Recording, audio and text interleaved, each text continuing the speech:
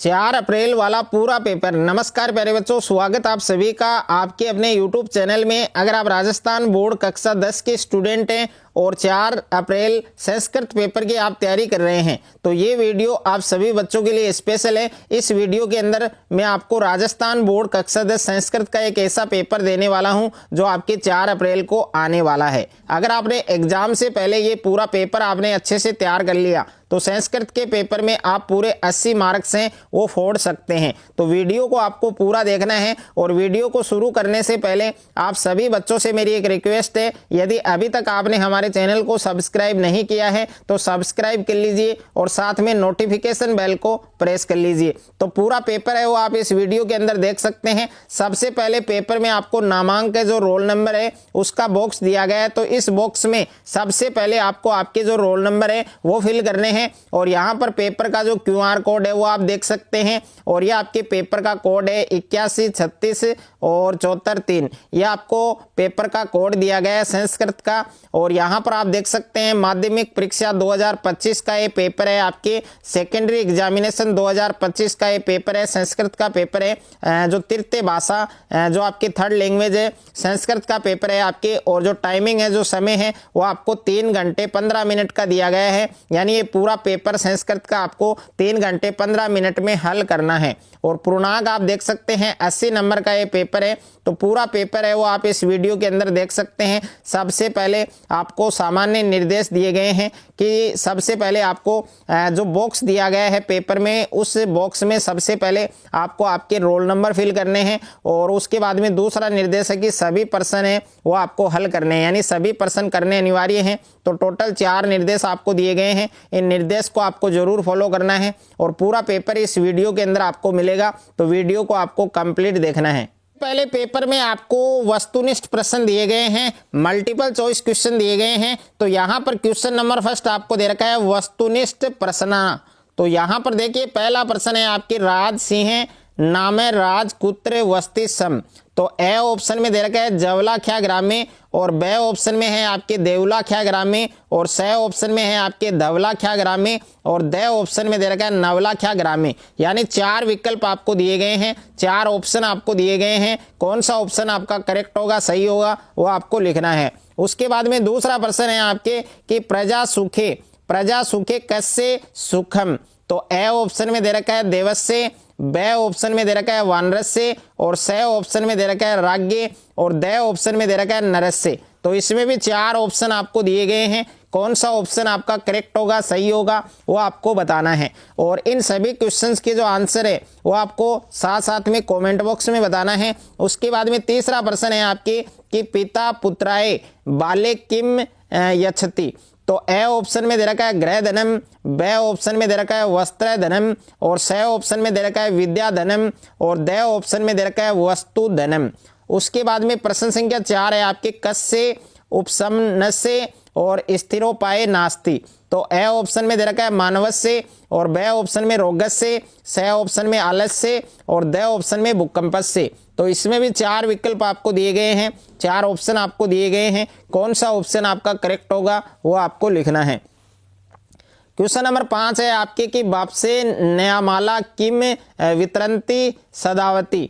तो A option में है धूमम, बे ऑप्शन में है दवानम और स ऑप्शन में है जलम और द ऑप्शन में है वस्त्रम। तो इसमें भी 4 विकल्प आपको दिए गए हैं। कौन सा विकल्प आपका करेक्ट होगा वो आपको बताना है। उसके बाद में प्रश्न संख्या 6 है आपके सर्वका येसु सर्वदा का बलवती भवती। तो ए ऑप्शन में है रीति, बे ऑप्शन में है संस्कृति और स ऑप्शन में है बुद्धि और द ऑप्शन में है नति। उसके बाद में नेक्स्ट क्वेश्चन दे रखा है आपके क्वेश्चन नंबर 7 है आपके कि पशुपति चलती इतस्य पदकस्य संधि विच्छेद। तो इसमें संधि विच्छेद करना है आपको। तो ए ऑप्शन में दे रखा है पशुपतिर प्लस चलती और बे ऑप्शन में है पशुपतिस प्लस चलती और स ऑप्शन में है पशुपतिस प्लस चलती और द ऑप्शन में है पशुपतिस प्लस चलती। यानी 4 विकल्प आपको दिए गए हैं, 4 ऑप्शन आपको दिए गए हैं। कौन सा ऑप्शन आपका करेक्ट होगा, सही होगा, वो आपको लिखना है। क्वेश्चन नंबर 8 है आपके पंडित प्लस जन इतस्य संधि पद मस्ती। तो ए ऑप्शन में है पंडित सजन, और ब ऑप्शन में दे रखा है पंडिता जन, और स ऑप्शन में दे रखा है पंडितो जन, और द ऑप्शन में दे रखा है पंडित जन। तो इसमें भी 4 ऑप्शन आपको दिए गए हैं। कौन सा ऑप्शन करेक्ट होगा, सही होगा, वो आपको लिखना है। उसके बाद में प्रश्न संख्या 9 है आपके जसत्व संदे उदाहरण मस्ती। तो अ ऑप्शन में दे रखा है षष्ठ, और ब ऑप्शन में समयुगम कतम, और स ऑप्शन में उपतनम, और द ऑप्शन में सचित। तो इसमें भी 4 विकल्प आपको दिए गए हैं। प्रश्न संख्या 10 है आपके सत्व संदे उदाहरण मस्ती। तो अ ऑप्शन में है नमस्ते, ब ऑप्शन में है कोडपी, स ऑप्शन में है नमोनम, और द ऑप्शन में है मुनि रीति। तो इसमें भी 4 ऑप्शन आपको दिए गए हैं। कौन सा ऑप्शन आपका करेक्ट होगा, सही होगा, वो आपको बताना है। प्रश्न संख्या 11 है आपके राम लक्ष्मणों इतस्य पदस्य समास विग्रह अस्ति। तो अ ऑप्शन में है राम च लक्ष्मण च, और ब ऑप्शन में है रामस्य लक्ष्मणस्य च, और स ऑप्शन में है रामस्य लक्ष्मणस्य, और द ऑप्शन में है राम लक्ष्मण।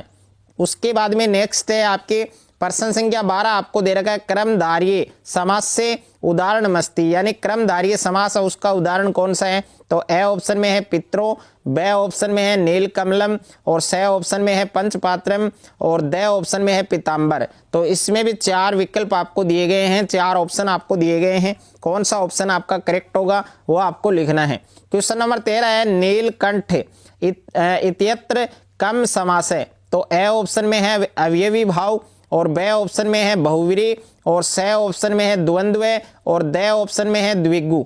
तो इसमें भी 4 ऑप्शन आपको दिए गए हैं। कौन सा ऑप्शन आपका सही होगा वो आपको लिखना है।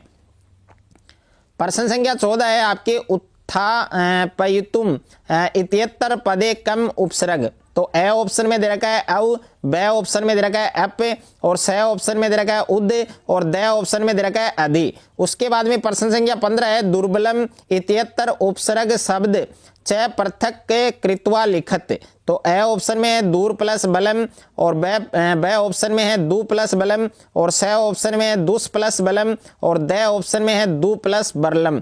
तो इसमें भी 4 विकल्प आपको दिए गए हैं। कौन सा ऑप्शन आपका करेक्ट होगा, सही होगा, वो आपको लिखना है। उसके बाद में प्रश्न संख्या 2 है आपके निर्देशानुसार रिक्त स्थानानि पूर्यत, यानी आपको रिक्त स्थानों की पूर्ति करनी है। तो यहाँ पर आप देख सकते हैं इसमें टोटल 7 वाक्य आपको दिए गए हैं। इन वाक्यों में आपको रिक्त स्थान दिए गए हैं। इन सभी रिक्त स्थानों की आपको पूर्ति करनी है। तो इस प्रश्न का आप स्क्रीनशॉट है वो ले सकते हैं। उसके बाद में प्रश्न संख्या 3 है आपके अधोलिखितम अपठितम गद्यांश पठित्वा एतय धारित प्रश्नानाम उत्तराणि यथा निर्देश लिखत, यानी आपको जो अपठित गद्यांश दिया गया है इस अपठित गद्यांश को पहले अच्छे से आपको पढ़ना है कि समाजे नियमाना पालनम अनुशासनम भवति। तो कंप्लीट जो आपको गद्यांश दिया गया है इस गद्यांश को पहले आपको अच्छे से पढ़ना है। उसके बाद इसमें जितने भी प्रश्न आपको दिए गए हैं पूरे प्रश्नों के उत्तर आपको देने हैं। तो यहाँ पर पहला प्रश्न है आपके एक पदेन उत्तरत, यानी एक पद में आपको इन चारों प्रश्नों के उत्तर देने हैं। दूसरा है आपके पूर्ण वाक्यन उत्तरत, यानी पूर्ण वाक्यों में आपको इन सभी के उत्तर हैं वो आपको देने हैं। उसके बाद में तीसरा प्रश्न है कि अस्य गद्यांश से समुचित शीर्षक लिखत, यानी इस गद्यांश का आपको जो उचित शीर्षक है वो आपको लिखना है। और ये भाषिक कार्यम दे रखा है आपके, इसमें भी टोटल 4 प्रश्न आपको दिए गए हैं। उसके बाद में है अधोलिखितो संख्यावाची शब्दों संस्कृतेन लिखत, यानी यहाँ पर जो संख्यावाची शब्द आपको दिए गए 118 और दूसरा है आपके 222। तो इन दोनों को आपको संस्कृत में लिखना है। उसके बाद में खंड ब आपको दे रखा है। खंड ब में प्रश्न संख्या 4 है विद्यालय निक्सा देवालय अस्ति रेखांकित पदे विभक्ति तत्कारण च लिखत। और प्रश्न संख्या 5 है राम नम वाक्य संशोधित, यानी इस वाक्य को संशोधित करना है आपको। और प्रश्न संख्या 6 आपके सुरादीप ताम अपृच्छत रेखांकित पदे प्रश्न निर्माण कुरुत। और प्रश्न संख्या 7 है सर्व प्रकृति मात्रम प्रणमंती और रेखांकित पदे प्रश्न निर्माण कुरुत। उसके बाद में अगला प्रश्न है आपके प्रश्न संख्या 8 आपको दे रखा है, अधोलिखित श्लोकस से हिंदी भाषाया सप्रसंग भावार्थ लिखत। यानी यहाँ पर देखिए आपको जो श्लोक दिया गया है, इस श्लोक का आपको हिंदी भाषा में सप्रसंग भावार्थ है वो लिखना है। और उसके बाद में प्रश्न संख्या 9 आपको दिया गया है, अधोलिखित श्लोकस से अन्वे मंजूषात पदानी चित्वा पुरियत। तो ये आपको मंजूषा दिया गया है, ये जो श्लोक दिया गया है, और इसको भी आपको करना है। उसके बाद में प्रश्न संख्या 10 आपको दे रखा है कि सौ पाठ्य पुस्तकात श्लोक द्वे लिखत यद असीमन प्रश्न पत्रे न सयात। यानी आपको ऐसे 2 श्लोक लिखने हैं जो आपके पेपर में न आए हों। ओके। और उसके बाद में प्रश्न संख्या 11 है, जननी तुल्य वत्सला इति पाठ सारम हिंदी भाषाएं लिखत। यानी आपके चैप्टर है बुक का जननी तुल्य वत्सला, तो इस पाठ का आपको हिंदी भाषा में सार है वो लिखना है। और प्रश्न संख्या 12 है, पर्याय पद मिलित। तो इनको आपको सुमेलित है वो करना है, इनको मिलाना है। और उसके बाद में प्रश्न संख्या 13 आपको दे रखा है, मंजूषाया प्रदत्ते समुचित अवयव पदे वाक्यानि पुरियत। तो यहाँ पर देखिए बही जवेन सने एकत्र, तो इनको आपको रिक्त स्थानों में लिखने हैं। उसके बाद में खंड सह दे रखा है आपकी प्रश्न संख्या 14 है कि अधोलिखितम गद्यांश पठित्वा एतधारित प्रश्नानाम उत्तराणि यथा निर्देश लिखत। तो इस पठित गद्यांश को पहले अच्छे से पढ़ना है। बुक का गद्यांश दे रखा है आपके, तो पहले इस गद्यांश को आपको अच्छे से पढ़ना है। और इस गद्यांश में जितने भी प्रश्न आपको दे रखे हैं सभी प्रश्नों के उत्तर है वो आपको देने हैं। और इसके अथवा में भी दे रखा है आपके, अगर आप ये वाला गद्यांश करना चाहते हैं तो ये कर सकते हैं, दोनों में से एक गद्यांश है वो आपको बनाना है। प्रश्न संख्या 15 है, अधोलिखितम पद्यांश से पठित्वा एतधारित प्रश्नानाम उत्तराणि यथा निर्देश लिखत। तो ये आपको पद्यांश दिया गया है, पहले इस पद्यांश को आपको अच्छे से पढ़ना है। उसके बाद इस पद्यांश में जितने भी प्रश्न आपको दिए गए हैं इन सभी प्रश्नों के जो उत्तर है वो आपको देने हैं। उसके बाद में अथवा में भी दे रखा है, ये पद्यांश आपको अथवा में भी दे रखा है। अगर अथवा वाला बनाना चाहते हैं तो अथवा वाला भी बना सकते हैं, दोनों में से एक पद्यांश आपको बनाना है और एक ही गद्यांश आपको बनाना है। उसके बाद में प्रश्न संख्या 16 है, अधोलिखितम नाट्यांश पठित्वा एतधारित प्रश्नानाम उत्तराणि यथा निर्देशम लिखत। तो ये आपको नाट्यांश दिया गया है और इस नाट्यांश को आपको पढ़कर और इसमें जितने भी प्रश्न आपको दिए गए हैं इन सभी प्रश्नों के उत्तर है वो आपको देने हैं। उसके बाद में नेक्स्ट प्रश्न की हम बात करें, साथ साथ में आप इन क्वेश्चंस का स्क्रीनशॉट ले सकते हैं। प्रश्न संख्या 17 है आपके, अधोलिखित वाक्यानि क्रम रहितानि संति यथा क्रम संयोजन कृत्वा लिखत। यानी इनको क्रम से लिखना है आपको संयोजन करके।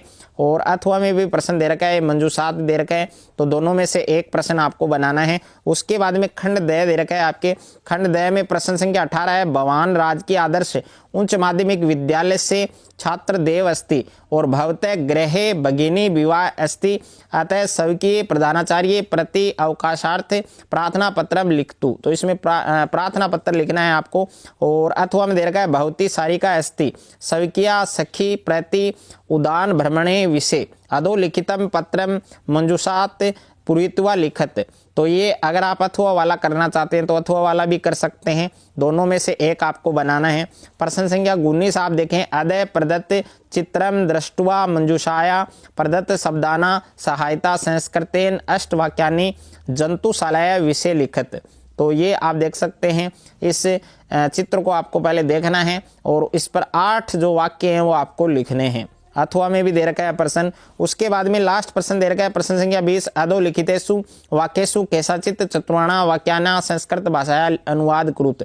यानी हिंदी भाषा में दे रखा है, हम सब छात्र हैं, नदी के पास मेरा घर है, गोविंद कल आएगा, वह जोर से हंसता है, वह घोड़े से गिरा, तुम मेरे साथ पढ़ो। तो इसमें टोटल 6 वाक्य आपको दे रखे हैं। अब इन 6 वाक्यों में से 4 जो वाक्य जिन वाक्यों का आप संस्कृत में अनुवाद कर सकते हैं अच्छे से, उन 4 वाक्यों का आपका संस्कृत में अनुवाद है वो करना है। ये पूरा पेपर आपको अच्छे से तैयार करना है। पूरा पेपर मैंने इस वीडियो के अंदर आपको बताया है। अगर आपको ये वीडियो अच्छा लगे तो वीडियो को आप ज़्यादा से ज़्यादा शेयर करें, ज़्यादा से ज़्यादा वीडियो को लाइक करें, और चैनल पर आप नए हैं तो चैनल को आप सब्सक्राइब कर लीजिए और साथ में नोटिफिकेशन बेल को प्रेस कर लीजिए।